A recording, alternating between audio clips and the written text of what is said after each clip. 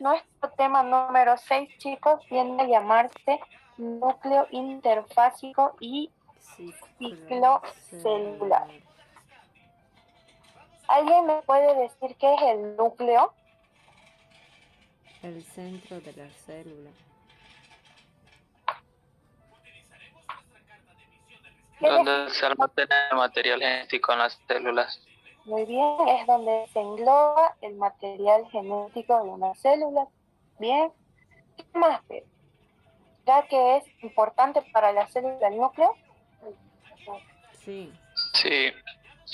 Mira, ¿cierto? ¿Por qué? ¿Por qué va a ser importante el núcleo? Porque se constituye como el centro de control celular. Equivale a decir que desde el núcleo se van a controlar cada una de las diferentes reacciones que se producen dentro de la célula. Aquí es donde nosotros vamos a ver cómo se controla cada uno de los procesos que sucede en la célula. Y aparte de eso, como mencionó su compañero, también se encuentra almacenada la información genética. ¿Qué va a darle a la célula esta información genética? Le va a brindar sus propiedades, como cuáles, sus propiedades morfológicas, que vale a decir qué forma va a adoptar esta célula. Le va a brindar sus propiedades fisiológicas. ¿A qué nos referimos con fisiológica? ¿Qué clase de funciones va a cumplir la célula? Y las características bioquímicas también. ¿Qué reacciones va a llevar a cabo? ¿En qué va a ayudar al resto de los tejidos? Entonces, todo esto está dado por la información genética.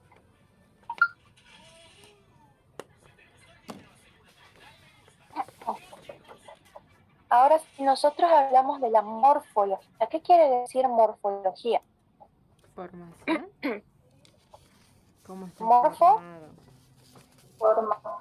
forma. Entonces, si nosotros hablamos de la morfología del núcleo, nosotros vamos a ver que podemos encontrarlo de forma regular y de forma irregular. Si nosotros hablamos de forma regular, vamos a encontrar núcleos que van a ser isodiamétricos. ¿Qué quieren decir isodiamétricos? Que van a tener una forma más o menos dentro de lo regular, como ser una forma esférica, también redondeadita. Vamos a tener núcleos que van a ser a veces cúbicos, vamos a ver núcleos que van a ser poliédricos. Y si hablamos nosotros de los, bueno, antes de pasar a los anisodiamétricos, ¿quién me puede dar ejemplo de una célula con un núcleo esférico?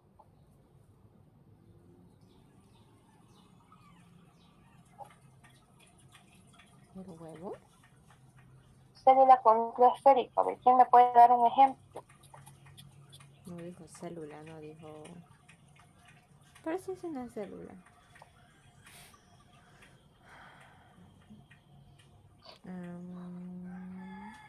Si ustedes son curiosos, van a notar que la mayoría de las células tiene un núcleo ovalado, ¿no es cierto? Un núcleo redondeado. Si nosotros preguntamos como cuál, por ejemplo, podríamos decir una célula hepática, podemos decir una célula renal. Si hablamos de células que presentan un núcleo más o menos cuadrado o rectangular, podemos hablar de las células epiteliales. Células epiteliales cilíndricas, por ejemplo, estas van a tener o cúbicas también, que van a presentar un núcleo redondeado. En las cilíndricas lo vamos a ver más ovalado, más largo. ¿Ya? Entonces, eso vendría a ser dentro de los núcleos isodiamétricos. Ahora, si mencionamos nosotros a los irregulares, a los que tienen morfología irregular, pues aquí vamos a ver núcleos que tienen tal vez forma de una herradura, núcleos que tal vez tienen numerosos lóbulos, son polilobulados o polimorfos, que tienen diferentes formas. Aquí ya entrarían los glóbulos blancos. No sé si se acuerdan, en el tendido de sangre les decía que los glóbulos blancos tenían caritas como de emojis. Sí. No sé si se acuerdan, ¿no ve? Esos vienen a ser los polimorfos, ¿no? Que tienen diferentes formas. Algunos los van a ver ustedes de esta manera. Así como con unos lentecitos.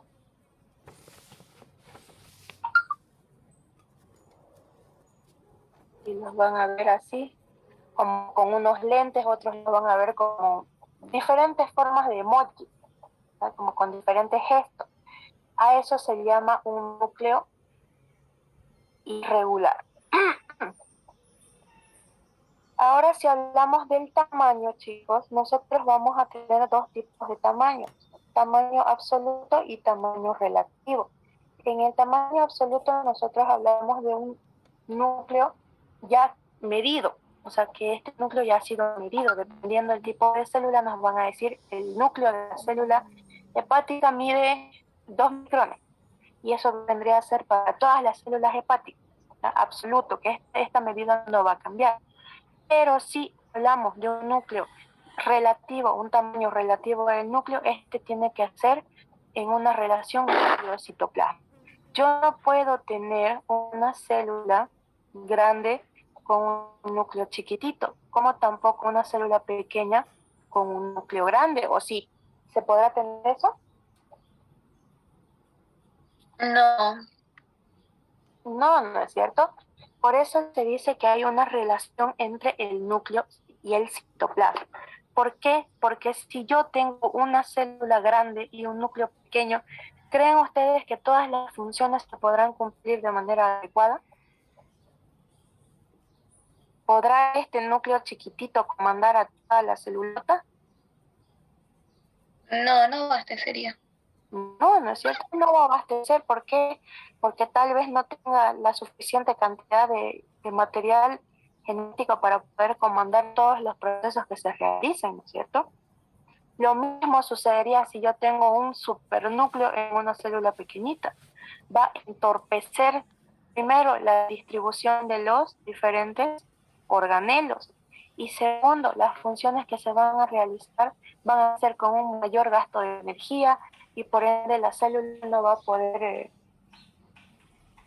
a poder cumplir sus funciones de manera adecuada.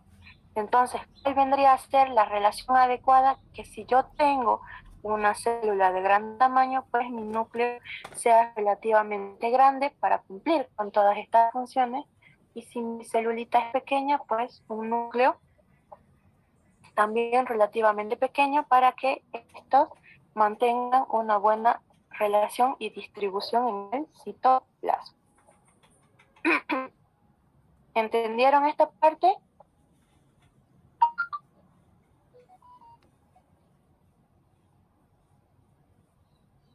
Sí. ¿Alguna duda hasta aquí? Ryuki, no. ¿Alguna pregunta?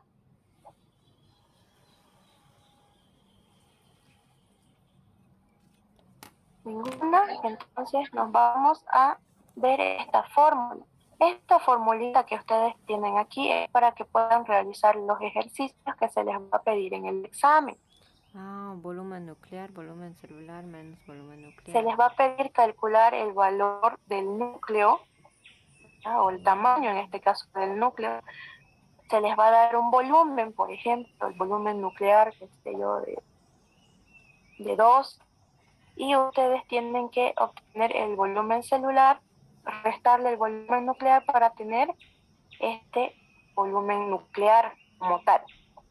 Mentiras, solo una fórmula que está ahí, no se preocupen. Qué mala, yo me Ya asusté. se estaban asustando, ¿no? Sí. ¿Vos? Algo. No, no se preocupen. Esta fórmula sí se utiliza para calcular el tamaño del núcleo, pero en el caso de nosotros, digamos, no la vamos a ocupar mucho más que solamente para mostrarles. Gracias a esta fórmula nosotros podemos sacar el tamaño que debería tener el tamaño del núcleo que debería poseer una célula. Nos vamos con el número de núcleos que puede poseer una célula. Vamos a tener células, la mayoría de ellas que presentan un solo núcleo. Si presentan un solo núcleo, ¿cómo se van a llamar? Mononucleares. Mononucleares o mononucleadas. Le ponemos un solo núcleo. Las binucleadas, 2 núcleos. ¿cuántos núcleos van a presentar? 2. Dos núcleos. Y las polinucleadas, de 3 en adelante. Ya no se olviden de eso. La mayoría de células, obviamente, nosotros los seres humanos, la mayoría viene a ser mononucleada o polimorfonucleada. Si hablamos del caso de los glóbulos blancos, que estos tienen un solo núcleo, pero estos diferentes lobulaciones o varias lobulaciones, lo que le dan el aspecto de ser a veces polinuclear. ¿Alguna duda con el número?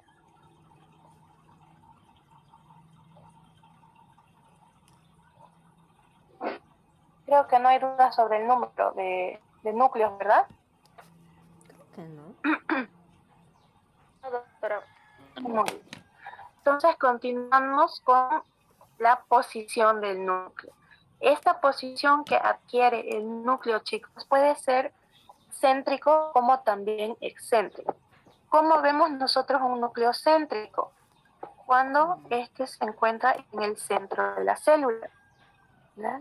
En el cual comanda de mejor manera todas las funciones que realiza. Pero también tenemos núcleos que van a ser excéntricos. Esto dependiendo, nuevamente les digo, la función que vaya a formar, que vaya a cumplir, mejor dicho, la célula. En el caso de esta célula, ¿qué tipo de célula es?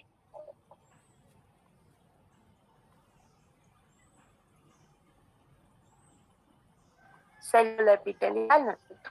Una célula epitelial cilíndrica. Este tipo de células epiteliales cilíndricas cumplen una función de absorción. Absorben diferentes tipos de nutrientes. Ahora bien, todo este espacio que ustedes ven aquí, libre, es el que ellas utilizan para poder absorber nutrientes.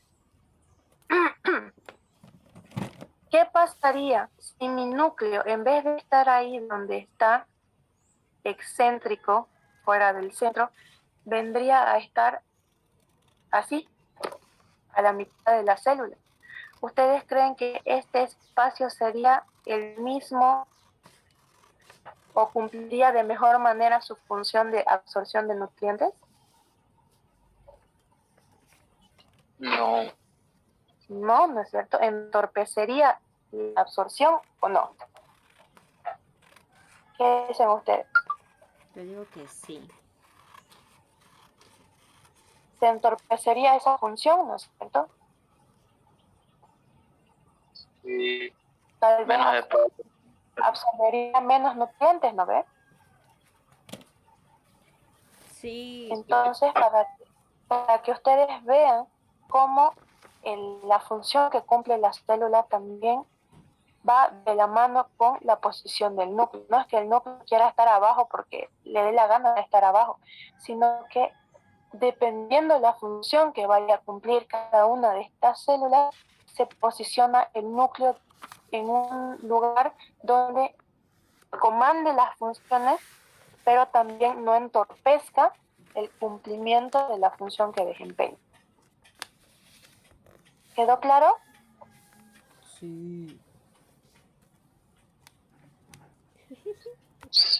Sí. ¿Dudas, preguntas hasta aquí? Ay, no sé.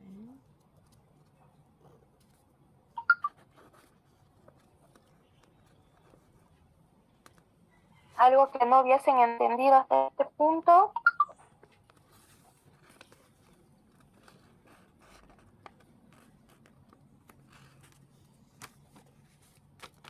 Creo que he comprendido.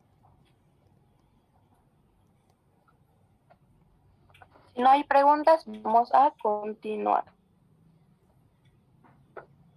Tenemos ahora la composición química del núcleo. Dentro de la composición química del núcleo, chicos, nosotros vamos a tener nucleoproteínas. Vamos a tener nucleoproteínas. Vamos a tener también proteínas básicas y proteínas no histónicas. Dentro de estas proteínas básicas, nosotros vamos a ver a las histonas y protaminas. Déjenme, se los anoto aquí. Vamos a tener histonas y protaminas.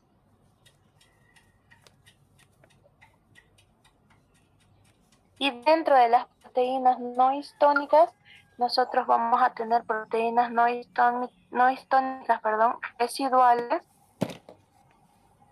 y proteínas no histónicas cromosómicas. Vamos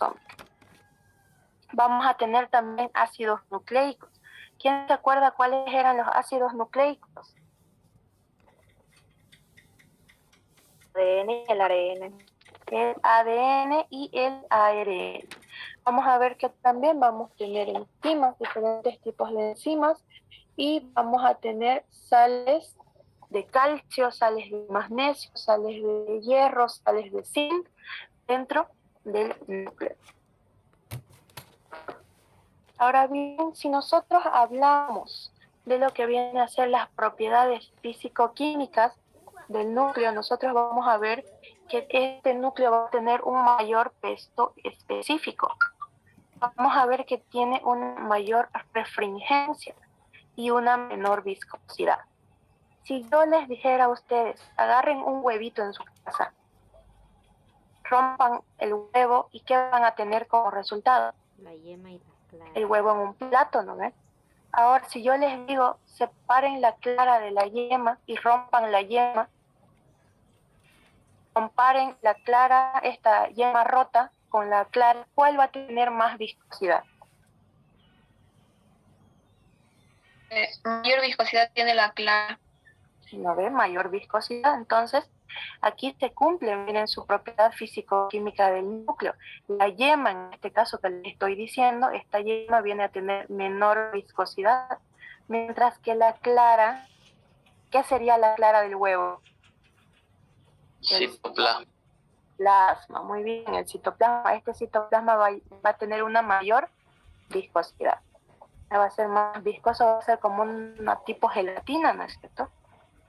Mientras que el núcleo va a ser con una mucho menor viscosidad que el citoplasma. Se va a encontrar este núcleo en estado de sol. En ocasiones lo vamos a encontrar también un tanto gelatinoso, en ocasiones. Y su pH va a estar entre 7.6 a 7.8 dentro de la media. ¿Alguna duda sobre las propiedades?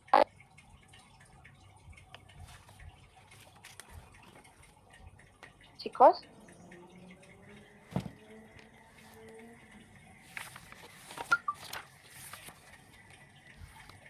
¿Dudas sobre las propiedades del núcleo?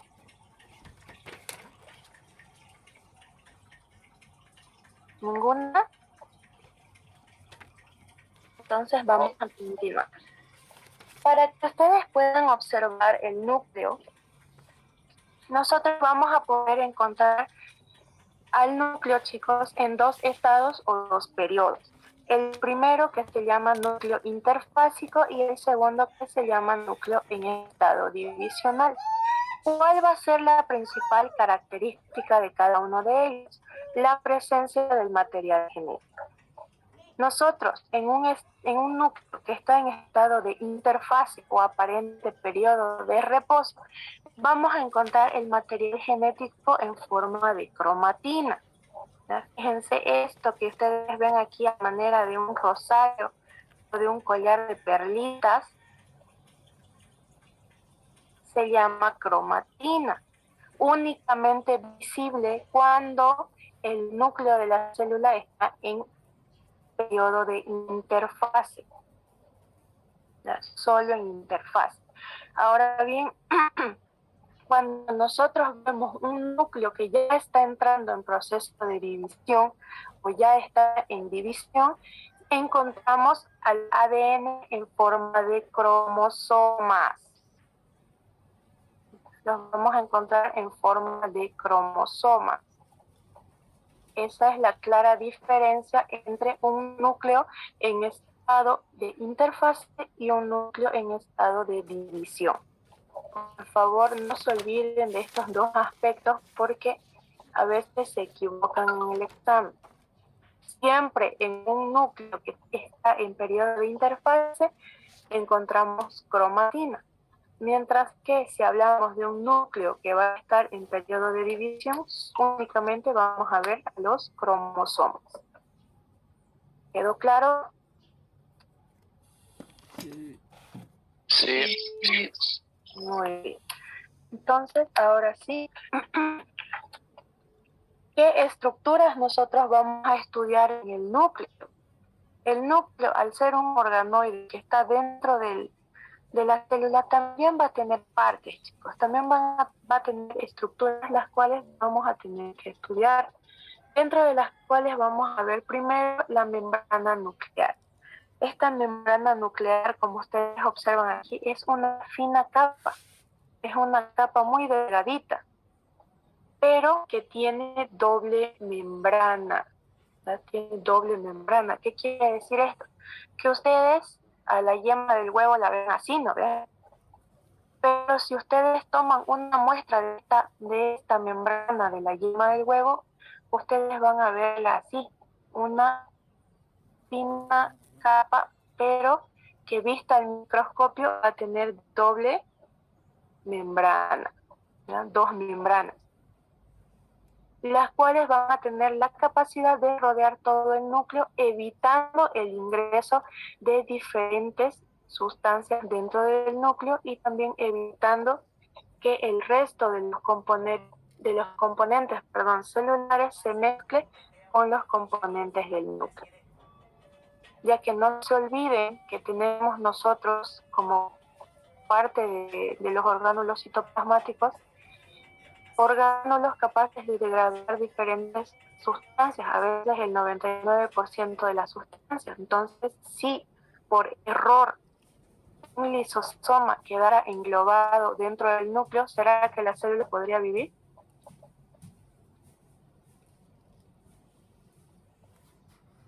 ¿Qué dice mi público? Podría. ¿Será que la célula podrá vivir si el lisosoma está ahí? ¿Sí? Probablemente no, ¿no es cierto? No. Entonces, la función más importante que cumple esta membrana nuclear, llamada también carioteca, es rodear al núcleo y evitar que el nucleoplasma o contenido nuclear se mezcle con el resto de los componentes que están en el citoplasma. Otra característica muy importante que tiene esta membrana nuclear es que es porosa.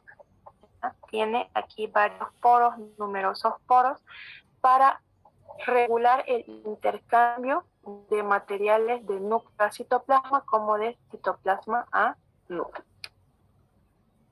Obviamente van a haber materiales que el núcleo va a utilizar para, por ejemplo, realizar la división celular. Entonces, son materiales que necesita sacar, por ejemplo, para hacer la duplicación del material genético, necesita salir. ¿Y por dónde va a salir si fuera todo cerrado? Entonces, para eso tienen estos poros nucleares para permitir el paso de diferentes sustancias que así requiera el núcleo. ¿Dudas, preguntas hasta aquí, chicos?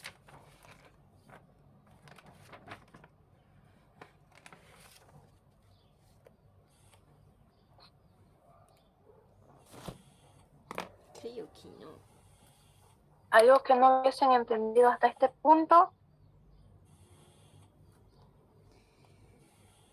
A ver. ¿Todo claro? Todo claro. Sí, sí, Muy todo. bien. Entonces nos vamos al segundo elemento que viene a ser el jugo nuclear. Este jugo nuclear, chicos, lleva también el nombre de cariolinfa. ¿Ya? Apréndanse bien los tres nombres que tuvieran cada uno de los componentes para que no tengan problemas al momento de responder. Este jugo nuclear o cariolinfa también se llama nucleoplasma o carioplasma. Este jugo nuclear presenta un aspecto gelatinoso y es amorfo. Va a tomar la forma de las membranas que lo rodean, en este caso de la membrana nuclear.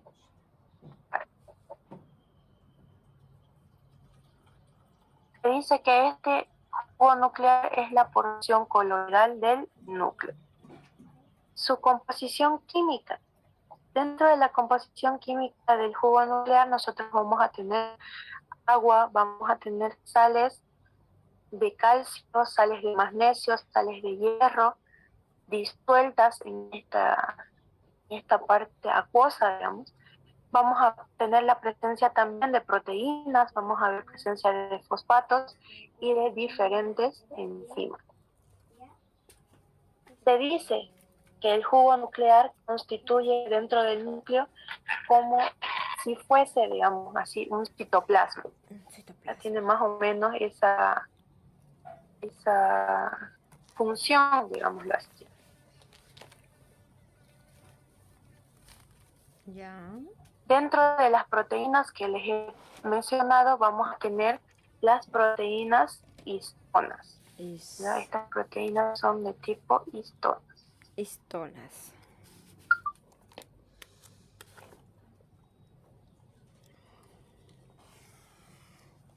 También vamos a ver la presencia de fosfatos y enzimas. Estos fosfatos y enzimas participan en el metabolismo de los ácidos nucleicos. Enzimas y fosfatos para Ácidos nucleicos. participar en metabolismo de ácidos nucleicos. Ácidos nucleicos. Ácidos nucleicos. Y ácidos nucleicos. Chicos, se va a terminar el tiempo de Zoom, por favor. Vuelven a ingresar con el mismo enlace. ¿Ya? ¿Quieren quedar hasta aquí o avanzamos un poquito más? Avanzamos un poquito más.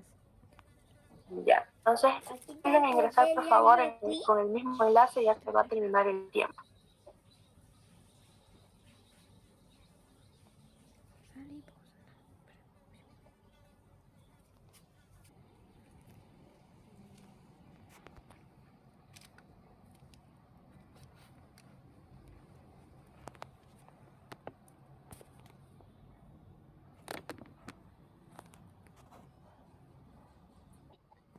A nuestro tema ahora nos toca hablar sobre los nucleolos.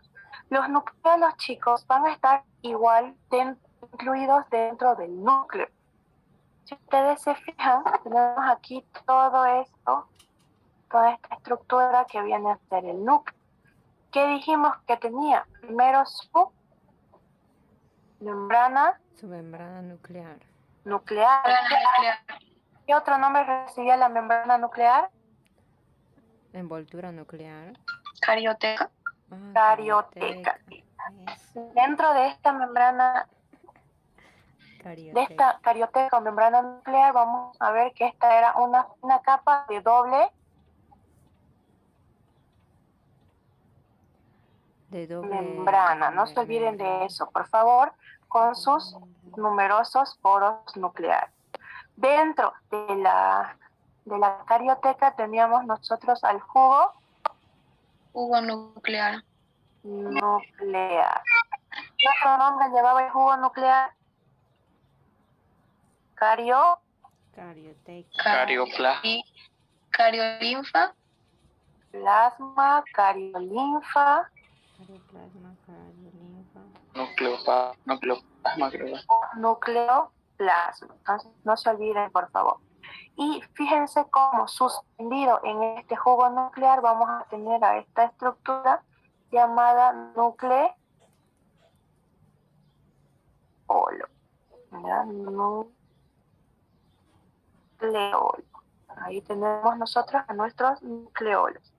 Este nucleolo es un corpúsculo esferoidal, intranuclear.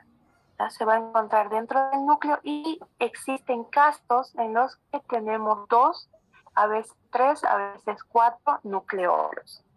¿Ya? Por eso se dice que el número es variable, porque podemos encontrar 1, 2, 3, dependiendo el tipo de célula. ¿Qué composición química va a tener un nucleolo? Un nucleolo presenta ARN dentro de su composición, va a tener presencia de polinucleótidos, vamos a tener también presencia de enzimas y fosfoproteínas. Y en este caso vamos a tener también proteínas, ¿ya? Polinucleótidos, proteínas y también las enzimas que ya hemos mencionado.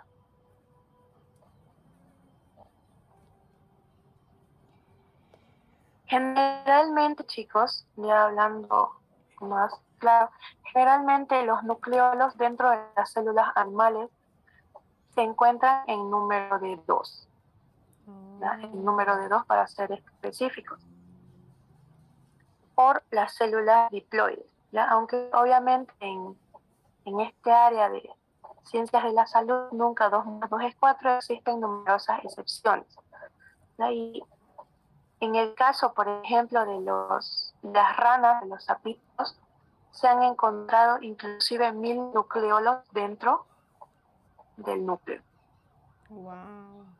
¿Ya? Así que en la mayoría de las células nosotros vamos a encontrar 2, pero tengan en claro también que existen excepciones. ¿Alguna duda hasta aquí? A ver si va a decir ya que... Toda. Ya, entonces si no hay dudas vamos a hablar de la función. ¿Qué función van a cumplir los nucleolos? Estos están relacionados con la formación de las subunidades ribosómicas. ¿Qué quiere decir esto? Que van a ayudar a sintetizar a los famosos ribosomas maduros. ¿Ya?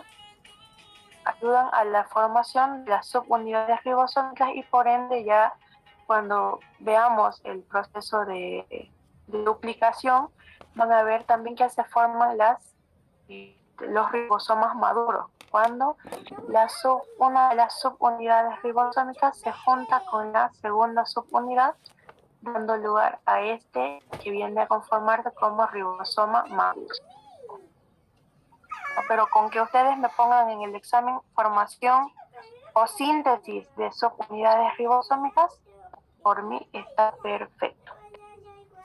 Ya, nuevamente les vuelvo a repetir, función de los nucleolos viene a ser formación o síntesis de subunidades ribosómicas. ¿Quedó claro? Sí. ¿Dudas, preguntas hasta aquí, mis queridos estudiantes? ¿No? ¿No? ¿Ninguna?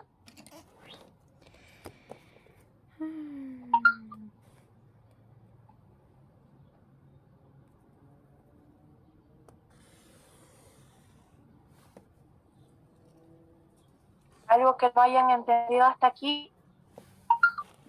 Creo que no hay porque nadie dice nada. Chicos, No. ¿todo está claro? Entonces pasamos a la cromatina. Escuchen bien, chicos, esta parte de la cromatina, porque no quiero que se confundan entre cromosomas y cromatina. La cromatina viene a ser la información genética al estado descondensado o desespiralizado.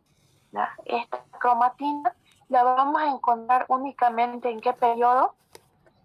¿Quién me dice? De interfase. Muy bien, interfase. No se olviden, por favor, de esa palabra. Solamente durante el proceso interfásico o de interfase nosotros vamos a encontrar a la cromatina como tal. ¿Ya? Entonces, no se olviden, definición: material genético o información genética al estado descondensado o desespiralizado, únicamente visto en periodo de interfase. ¿Cuál va a ser la composición química que presenta la cromatina? Nosotros vamos a ver que tienen presencia de histonas. Lo más importante, ADN. Así estamos hablando de la información genética, por lo tanto vamos a hablar del ADN. Si hay ADN, entonces tiene que haber en pequeña cantidad, pero también presente el ARN. ¿Quién me puede decir qué significaba ADN? Ácido ribonucleico. Desoxirribonucleico. Desoxirribonucleico. Ese es el ADN. Y ARN. Ácido ribonucleico. Ácido ribonucleico. No se olviden, dentro de la composición de la cromatina tenemos obviamente en mayor cantidad ADN, pero también necesitamos una pequeña porción de ARN, la cual nos va a ayudar a sacar esta información hereditaria fuera del núcleo. Vamos a ver también la presencia de lo que son proteínas de tipo histónicas y no histónicas, ¿no? Formando así lo que viene a ser un filamento granular que se observa únicamente en la interfaz. No se olviden de eso. ¿Cómo nosotros vamos a ver esta cromatina al microscopio? De esta manera. Vamos a ver las numerosas bolitas, digámoslo así, unidas por los filamentos de ADN. ¿Y qué son cada una de estas bolitas que nosotros vemos aquí? Proteínas. Las proteínas. La cromatina, les vuelvo a repetir, observada al microscopio electrónico, se ve como un collar de perlas, un collar de cuentas o un rosario. Aquí tenemos una microfotografía, fíjense, tenemos aquí numerosas perlitas.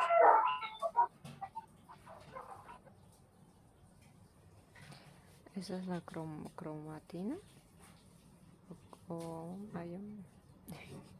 Tenemos ahí las numerosas perlitas, fíjense, unidas por las fibras de ADN. Qué bonito. ¿Pueden relacionar el aspecto? Sí. ¿Ustedes cómo ven esta fotografía aquí que tenemos en blanco y negro? Sí, son parecidos. ¿Asemejarán el collar de perlas que les digo? Sí, como un collar.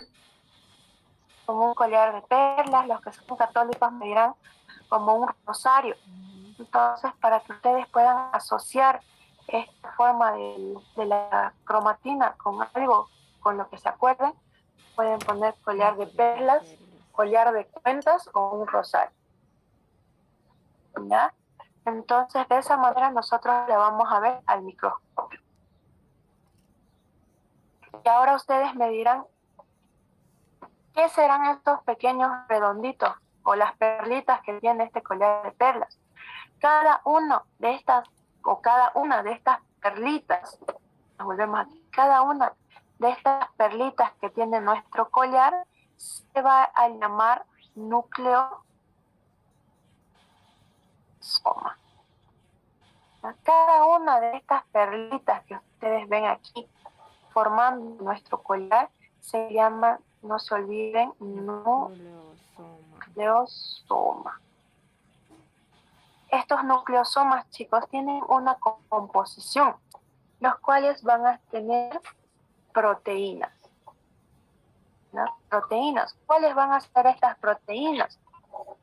Se dice que un nucleosoma viene a ser la unidad repetitiva de la cromatina. ¿Por qué será repetitiva? ¿Quién me dice por qué?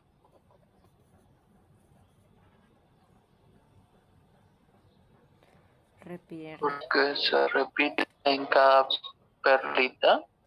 Muy bien, porque como ustedes están repetidos en cada segmento, digamos así. Cada una de estas perlitas viene a ser un nucleosoma y los nucleosomas se van repitiendo. Entonces, por eso se dice que es la unidad repetitiva de la cromatina. ¿Cuándo vamos a ver nosotros los nucleosomas? ¿En qué fase? Divisional, interfase. Divisional. Interfase, no se olviden, solo en interfase. Tanto el nucleosoma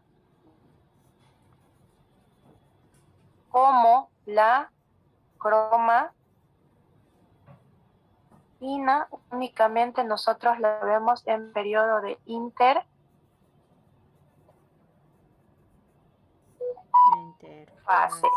No se olviden, interfase.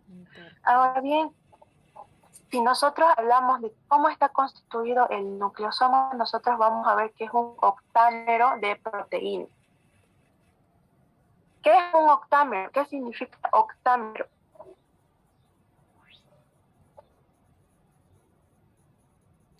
¿Octámero? Octa quiere decir 8.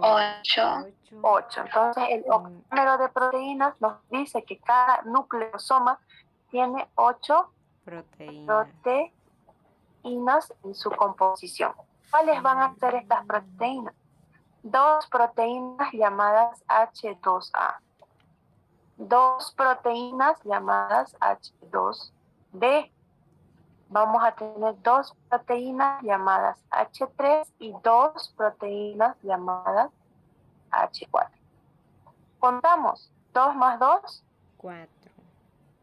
4 más 2 proteínas 6. H3. 6 más 2 proteínas H4. 8. Van a ser 8.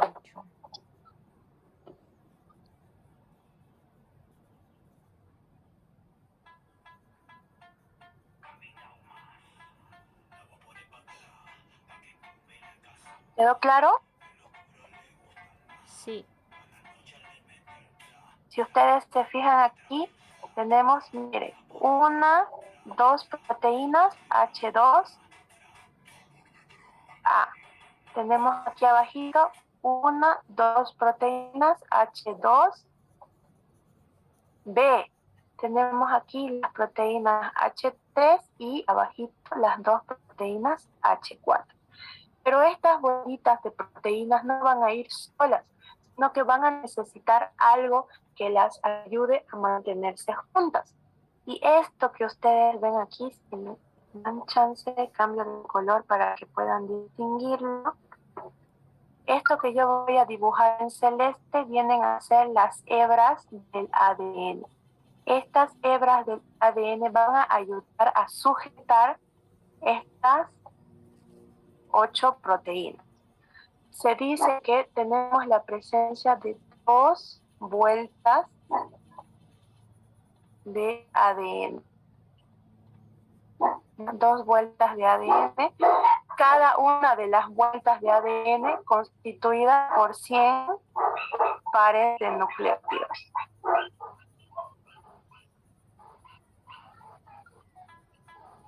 Si yo tengo 100 pares de nucleótidos por vuelta, ¿cuántos pares de nucleótidos voy a tener en las 2 vueltas?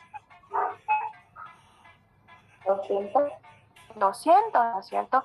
100 de la primera vuelta más otros 100 de la segunda vuelta, 200. Ahora, hablando de pares de nucleótidos. Y si yo les pregunto cuántos nucleótidos sueltos vamos a tener en las 2 vueltas del ADN, ¿cuántos van a ser? 400 nucleótidos en las 2 vueltas de ADN. ¿Quedó claro? ¿O ya se equiparon? Ay, yo me chipé. A ver, para que me entiendan, esperen, me voy a borrar todo. Ya lo saqué. Habíamos dicho que el nucleosoma es la unidad repetitiva de la cromatina, ¿eh? Ya. ¿O no? Sí, sí, sí. Y lo estamos viendo, ¿no es cierto? Nucleosoma, nucleosoma, nucleosoma, nucleosoma. ¿Cómo está constituido el nucleosoma? Cada una de estas perlitas, ¿qué tiene? Proteína. Proteínas. ¿Cuántas proteínas? 2. 8 proteínas. 8 proteínas. 2 se van a llamar H2A. 2A. 2 de ellas van a ser H2. B. 2 de ellas van a llamar H3 y 2 últimas H4. Hasta ahí no hay problema, ¿ve? Sí. Esa es la composición del nucleosoma. Ahora bien, fíjense cómo tenemos 2 vueltas de ADN rodeando cada una de estas perlitas. Fíjense aquí, miren cómo da una vuelta y luego tenemos aquí otra vuelta. Entonces, estas 2 vueltas de ADN van a ir sujetando las 8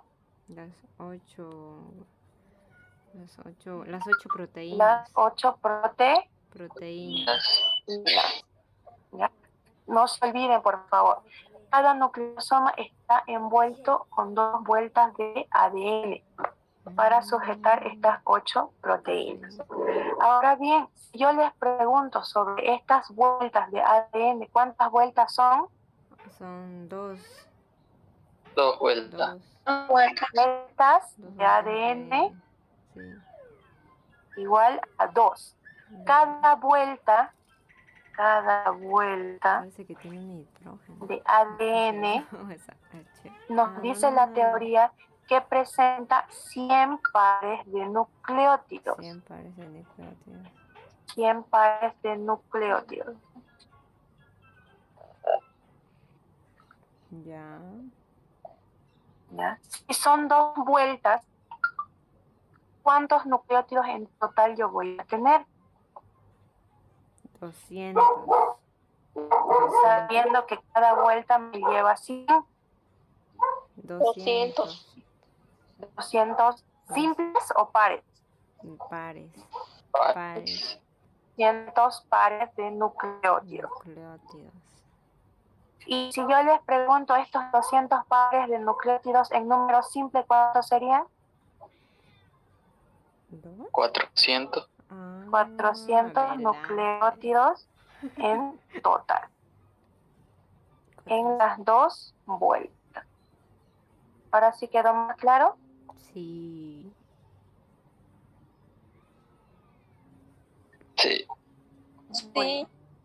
Ahora, para rematar, van a ver ustedes que una vez se han realizado estas 2 vueltas de ADN, no va a quedarse así solito, sino que va a haber una pequeña proteína llamada H1, histona 1 o proteína selladora.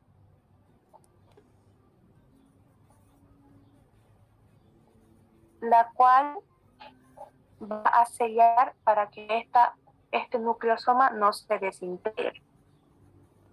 ¿Ya? Eso para que no se olviden, por favor. ¿Hasta aquí alguna duda, alguna pregunta que tengan?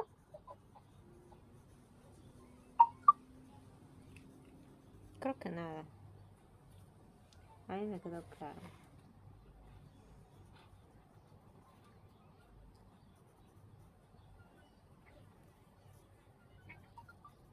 ¿Algo que hasta aquí no hubiese quedado claro?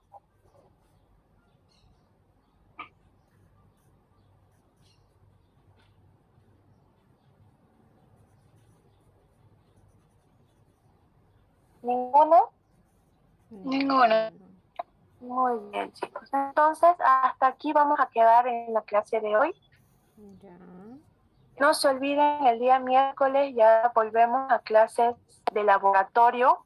Por favor, ya nos vamos a ver ya en laboratorio presencial, no se olviden. Y el próximo jueves continuaríamos con nuestro avance. Muchas gracias, chicos, por su presencia en la clase. Ya me mandaron la captura de los presentes y lo voy a subir a la lista. Nos vemos la siguiente semana, chicos. Cuídense. Vayan estudiando, por favor.